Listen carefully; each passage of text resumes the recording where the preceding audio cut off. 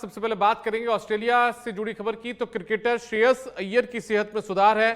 Cricketer Shreyas Iyer की हालत अब स्थिर बताई जा रही है। बीसीसीआई की मेडिकल टीम की निगरानी में श्रेयस अय्यर हैं। तो क्रिकेटर जो श्रेयस हैं वो बीसीसीआई की मेडिकल टीम की निगरानी में हैं। उनकी फिलहाल जो स्थिति है, तबीयत जो है वो स्थिर बताई जा रही है। उनकी तबीयत में सुधार भी बताया जा रहा है। तो बीसीसीआई की मेडिकल टीम की निगरानी में क्रिकेटर श्रेयस अय्यर हैं और उनकी हालत अब स्थिर बताई जा रही है। उनकी हालत में सुधार भी बताया जा रहा है।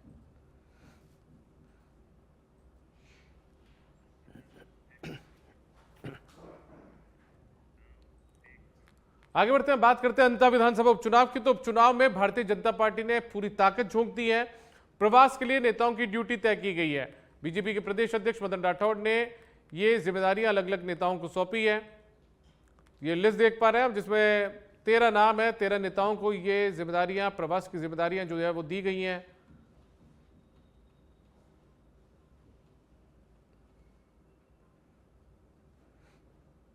तो ये उन 13 नेता हैं जिनको चुनाव में, उपचुनाव में, अंताज का जो उपचुनाव हो रहा है वहां पर प्रवास की जिम्मेदारियां दी गई है। यहां पर रुकेंगे और अलग अलग जो काम है वो यहां पर देंगे। इन्हें दायित्व सौंपा गया है।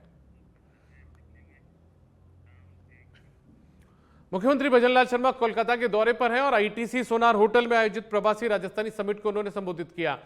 समिट में मुख्यमंत्री ने कहा कि आज ऐसा लग रहा है कि कोलकाता में नहीं, राजस्थान में हूं।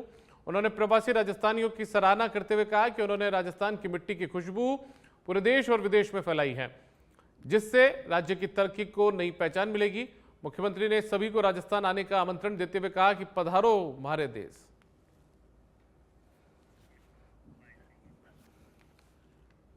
राजस्थान को इतना दिल से प्यार करते हैं, बाहर के लोग देखते हैं कि ये राजस्थान की मिट्टी है, क्या संदेश देती है।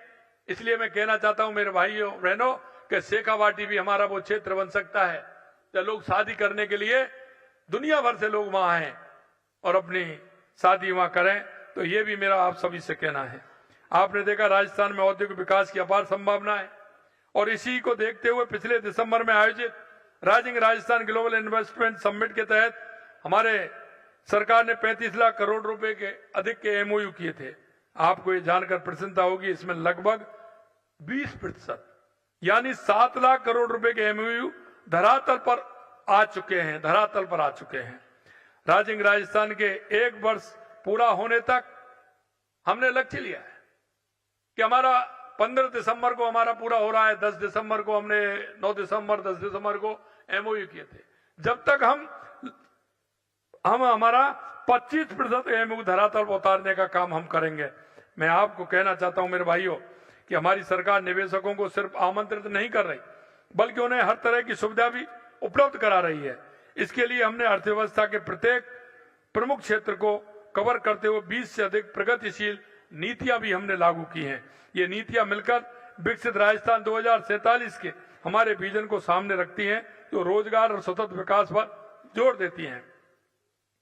भाई बहनों, हमारी सरकार उद्यमियों की व्यवसाय की जरूरतों को समझती है और इसलिए नई राजस्थान निवेश प्रोत्साहन योजना रिप्स लागू की गई है, जो निवेशकों को वित्तीय प्रोत्साहन का सबसे आकर्षक पैकेज प्रदान करती है। ये नीति राज्य में आर्थिक विकास, रोजगार को गति देने की हमारी प्रतिबद्धता पर फोकस करती है। ये निवेश नीति ग्रीन डेवलपमेंट, निर्यात संवर्धन और स्किल डेवलपमेंट की हमारी। मुख्यमंत्री दिया कुमारी की अध्यक्षता में जयपुर के पर्यटन भवन में स्वदेश दर्शन 2.0 योजना के तहत श्री खाटू श्याम जी कॉरिडोर के विकास कार्यों की बैठक हुई है। पर्यटन विभाग, पीडीडी कोर, आरएसआरडीसी, मंदिर समिति, जनप्रतिनिधि और अधिकारी इस दौरान मौजूद रहे। दिया कुमारी ने कहा कि खाटू श्याम जी राजस्थान की प्रमुख धार्मिक नगरी है, जहां सबसे ज्यादा पर्यटक आते हैं। विकास में स्थानीय लोगों, स्टेक होल्डर्स और जनप्रतिनिधियों के सुझाव शामिल किए जाएंगे। यातायात, पार्किंग और अतिक्रमण समस्याओं के लिए विशेष कमेटी गठित की गई। कमेटी के सुझावों पर कार्य होंगे और जरूरत पड़ी तो अगले बजट में विशेष प्रावधान भी किया जाएगा।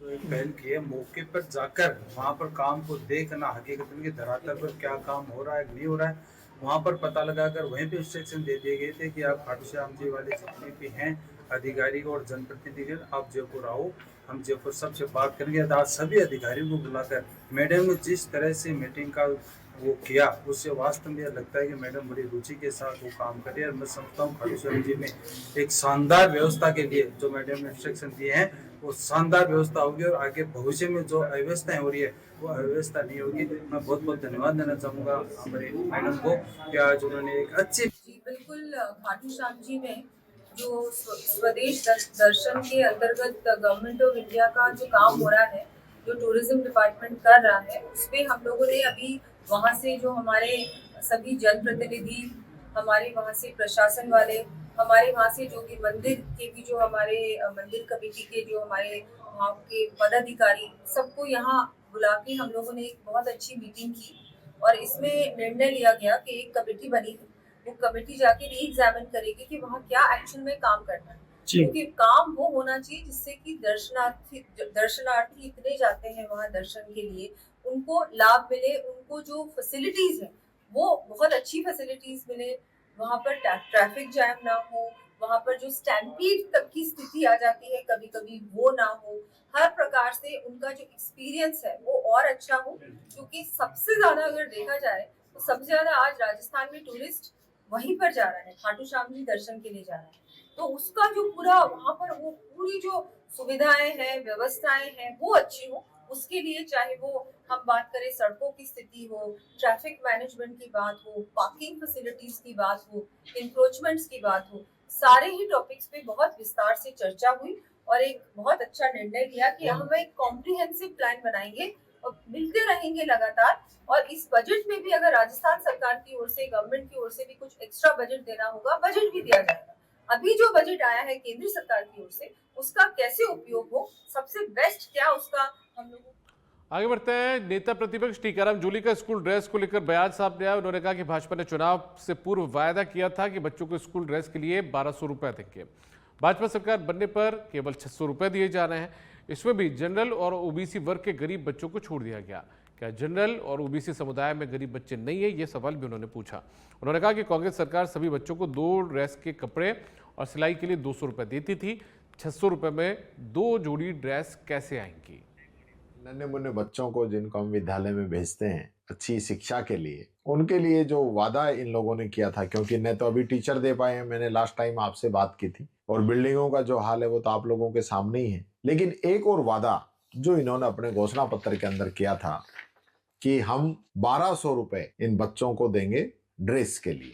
हमारे समय में हम 2 जोड़ी ड्रेस और उसके साथ 200 रुपए सिलाई के लिए हम देते थे। उस समय भारतीय जनता पार्टी के लोग ये बात कहते थे कि 200 रुपए में सिलाई कहां से होगी। हमारे 200 रुपए इन लोगों को कम लगते थे 2 ड्रेस के अलावा। लेकिन अब ये मैं आपको ऑर्डर दिखाता हूं। ये ऑर्डर राजस्थान सरकार का है, जिसके अंदर मात्र 600 रुपए ड्रेस के लिए ये लोग दे रहे हैं, जिसमें सिलाई भी आ गई और ड्रेस भी आ गई। अब आप लोग बताइए कि 600 रुपए में किस प्रकार से बच्चे अपनी ड्रेस खरीदेंगे। और एक बात सुनिए, हमारे समय में हम सभी बच्चों के लिए ड्रेस की व्यवस्था करते थे, लेकिन आज ये लोग क्या कर रहे हैं, सिर्फ SC, ST और BPL के जो बच्चे हैं उन्हीं के लिए ये प्रावधान किया गया है। इन नन्हे मुन्ने बच्चों को जिनको हम विद्यालय में भेजते हैं अच्छी शिक्षा के।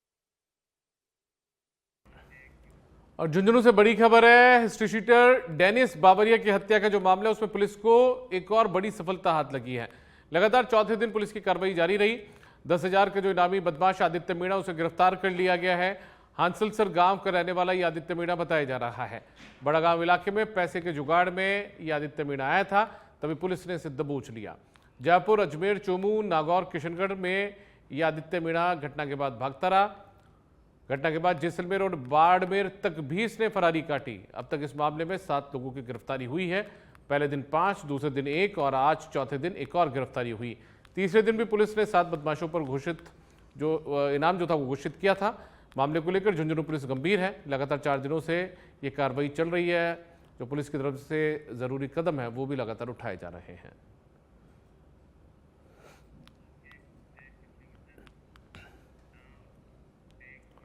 खबर झुंझुनू से है। चिड़ावा में ब्लैक स्कॉर्पियो चोरी मामले में कार्रवाई हुई है। पुलिस ने हरियाणा से शातिर चोर को गिरफ्तार किया।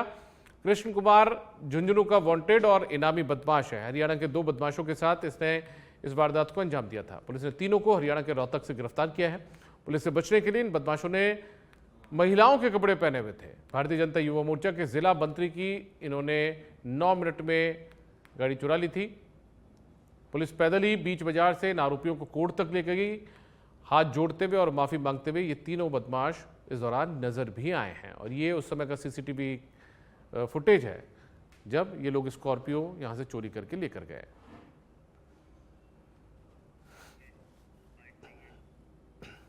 गत दिवस दिनांक 27/10/2025 को सुबह एक स्कॉर्पियो गाड़ी चोरी की सूचना मिली थी। ये स्कॉर्पियो डांगल निवासी एक व्यक्ति की थी जो सूरजगढ़ बाईपास पर खड़ी हुई थी। ये गाड़ी स्कॉर्पियो थी जो धनतेरस के दिन ही खरीदी गई थी और गाड़ी में कुछ एसेसरीज लगवाने के लिए वर्कशॉप में खड़ी की गई थी। रात्रि में कुछ अज्ञात बदमाश उसको चुरा करके ले गए। हमने मुखबिरों की सूचना दी और प्रकरण दर्ज करने के बाद काफ़ी प्रयास किए। मुलजिमान को आज गिरफ्तार किया गया है और माल जो है स्कॉर्पियो गाड़ी हमने बरामद कर ली है। सिरोही के मंडार से खबर है, पद्माराम हत्याकांड को लेकर धरना प्रदर्शन खत्म हो चुका है। प्रतिनिधिमंडल की मांगे मानने पर यह खत्म हुआ। मौके पर एसपी डॉक्टर प्यारेलाल शिवराज ने वार्ता की। प्रतिनिधिमंडल ने रेवदर सर्किल से बाहर जांच को लेकर मांग रखी थी। इसके बाद मामले की सिरोही एएसपी किशोर सिंह को जांच सौंपी गई। वहीं नार्को टेस्ट करवाने को लेकर भी प्रक्रिया शुरू की गई है। अब जो डिप्टी है मनोज गुप्ता, वो पद्माराम हत्याकांड मामले की जांच नहीं करेंगे। विभिन्न मांगों पर सहमति बनने के बाद ये धरना खत्म हुआ है। पिछले 32 घंटे से मंडार में ये धरना प्रदर्शन चल रहा था। राष्ट्रपति द्रौपदी मुर्मू कल अंबाला के दौरे पर रहेंगी। हरियाणा के अंबाला एयरफोर्स स्टेशन का वो दौरा करेंगी। सुखोई 30 MKI के बाद अब राफेल में वो उड़ान भरने जा रही हैं, यानी कि कल वो उड़ान भरेंगी राफेल में। इससे पहले 8 अप्रैल 2023 को सुखोई 30 MKI में उन्होंने उड़ान भरी थी। असम के तेजपुर एयरबेस पर सुखोई 30 MKI में उन्होंने उड़ान भरी थी। इस ऐतिहासिक उड़ान को अब गर्व के तौर पर देखा जा रहा है, महिलाओं के लिए प्रेरणा के रूप में भी और गर्व के तौर पर भी इस ऐतिहासिक उड़ान को देखा जा रहा है। तो राफेल में उड़ान भरेंगी राष्ट्रपति द्रौपदी मुर्मू अंबाला के एयरफोर्स स्टेशन से।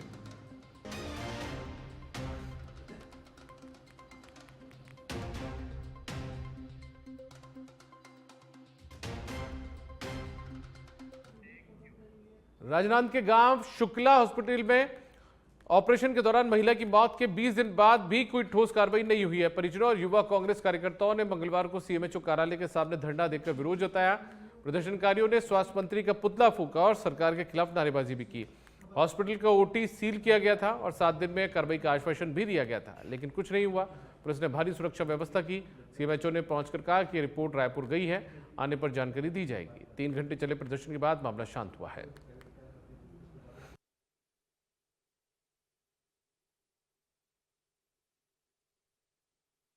इलाज के दौरान मौत हुई। परिजनों और युवा कांग्रेस ने सीएमओ का जो ऑफिस है वो घेरा। 3 घंटे तक प्रदर्शन चला, उसके बाद मामले को शांत किया गया है। कुछ दिन पहले शुक्ला हॉस्पिटल में एक महिला द्रौपदी साहू की मौत हो गई थी। डॉक्टर की लापरवाही के चलते ये मौत हुई थी। आज 7 दिन के अंदर हम कार्रवाई करेंगे ऐसा मुख्य चिकित्सा अधिकारी ने लिख कर दिया था, लेकिन आज उस घटना को 20 से अधिक दिन हो चुके हैं, अभी तक कोई कार्रवाई नहीं हुई है। अभी भी ऐसे ही गोलमोल जवाब दिया जा रहा है। ओटी सील कर दी गई है, ऐसा बताया जा रहा है कि हमने उनका ओटी सील किया है, लेकिन ओटी सील करना कोई कार्रवाई नहीं है। यहाँ पर हम चाहते हैं कि शुक्ला हॉस्पिटल प्रबंधन के ऊपर बड़े से बड़ी कार्रवाई हो, कठोर कार्रवाई हो, उनका लाइसेंस रद्द हो, उनके हॉस्पिटल में ताला लगे और दोबारा ऐसी घटना न हो कि किसी महिला की डॉक्टरों की लापरवाही के चलते मौत हो जाए। इसके विरोध में हम लोगों ने घेराव करने परिजनों के साथ फिर से आज यहाँ आया था। अभी भी हमें कोई ठोस जवाब मुख्य चिकित्सा अधिकारी ने नहीं दिया है। आगे जब तक कार्रवाई नहीं होगी, बड़े से बड़ा आंदोलन सड़क जी, उसकी जांच समिति तो बन गई है और हम लोगों ने जांच जो है तुरंत करते हुए प्राथमिक कार्यवाही तो किया था। हम लोगों ने ऑपरेशन थिएटर को सील बंद कर दिया था। जांच रिपोर्ट आ गई है। जो भी अभी यहाँ पर आए हुए थे उनको जांच रिपोर्ट की प्रतिलिपि दे दी गई है। कमेटी ने जो है उच्च स्तरीय जांच के लिए मांग किया हुआ है और उसमें साथ में जो स्वपरीक्षण रिपोर्ट विसर रिपोर्ट जो गया हुआ है रायपुर फोरेंसिक लैब, उसका हम लोग वेट कर रहे हैं। अगर उसमें कुछ आता है तो फिर उस हॉस्पिटल पाली के सोजत में NH 162 पर खूगरा सरहद के पास अज्ञात वाहन ने बाइक सवार दंपत्ति और उनकी पुत्री को टक्कर मार दी। इस हादसे में बलवंत सिंह रावत की मौत हो गई, जबकि पत्नी और पुत्री गंभीर रूप से घायल हो गए। 108 एम्बुलेंस ने घायलों को तुरंत सोजत ट्रॉमा सेंटर पहुंचाया, जहां डॉक्टर्स ने बलवंत सिंह को मृत घोषित किया है। दोनों घायलों का सोजत राजकीय अस्पताल में इलाज चल रहा है। सूचना मिलते ही चंडावल थाना पुलिस मौके पर पहुंची और जांच शुरू की है।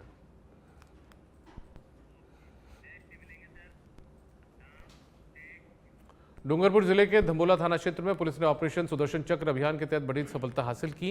पुलिस ने 3 अलग अलग कार्रवाइयों में 2 स्थायी वारंटी और 1 फरार तस्कर को गिरफ्तार किया है। थानाधिकारी ने बताया कि पहली कार्रवाई में गौवंश अधिनियम के मामले में 11 साल से फरार नीमच कैंट यानी कि मध्य प्रदेश के रहने वाले प्रमोद सिंह को पकड़ा है।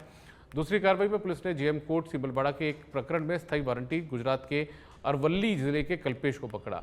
तीसरी कार्रवाई में अवैध शराब तस्करी के मामले में फरार राती का फला पीड़ थाना तंबोला निवासी राकेश को गिरफ्तार किया गया।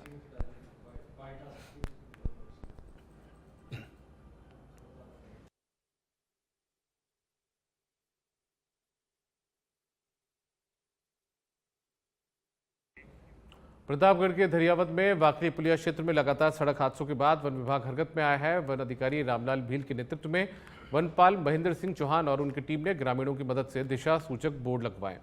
अब वाहन चालकों को स्पष्ट मार्गदर्शन मिलेगा, खासकर कोहरे अंधेरे में हादसे कम हो पाएंगे।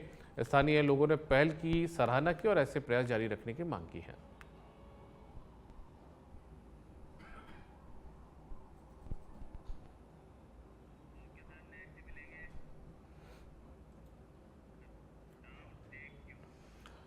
सीकर से खबर है। सीकर के फतेहपुर कोतवाली पुलिस ने 10 अक्टूबर को बीकानेर झुंझुनू बाईपास पर बाइक समेत जले हुए शव मिले एसी मैकेनिक दयाचंद की हत्या के मामले में एक महिला सीता देवी को पकड़ा है। पुलिस के अनुसार सीता ने अपने जीजा पवन कुमार और उसके साथियों के साथ मिलकर हत्या को अंजाम दिया। दयाचंद सीता पर शारीरिक संबंध बनाने का दबाव डाल रहा था और उसे बदनाम कर रहा था। 9 अक्टूबर को सीता उसे बहला फुसलाकर होडेरा ले गई, जहां पवन और साथियों ने मारपीट कर हत्या कर दी और शव को मोटरसाइकिल समेत जला दिया। मुख्य आरोपी पवन समेत अन्य की तलाश जारी है।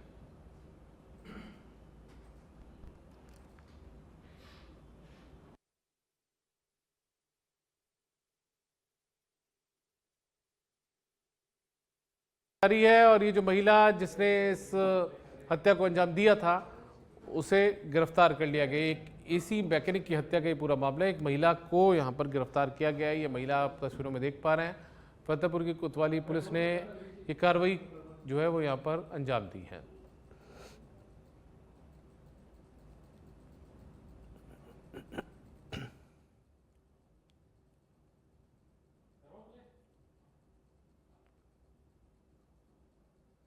तो इसी मैकेनिक की हत्या का ये पूरा मामला है। इसमें मुख्य आरोपी पवन समेत अन्य की तलाश जारी है, जबकि एक महिला को इस पूरे मामले में गिरफ्तार किया गया है।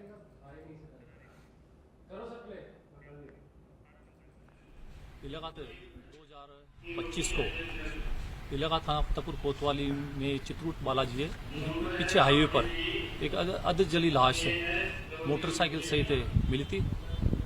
वारिसान की तलाश कराने पर मृतक की पहचान दयाचंद जाट निवासी कस्बा फतेहपुर के रूप में थे, जिसके बड़े भाई पूर्णाराम ने अज्ञात लोगों के खिलाफ अपने छोटे भाई की हत्या का मामला प्रकरण दर्ज कराया था। प्राथमिक तौर पर मामला संदिग्ध नजर आया। तथ्य सामने आया कि जो अज्ञात हत्यारों ने दयाचंद की हत्या कर दुर्घटना का रूप देने के लिए मोटरसाइकिल सहित उसे जलाया है। पुलिस अधीक्षक सीकर द्वारा घटना की गंभीरता को देखते हुए वरिष्ठाधिकारी अविंद्र जाट के नेतृत्व में थानाधिकारी के नेतृत्व में पुलिस टीमों का गठन किया और निरंतर इस घटनाक्रम के खुलासे के लिए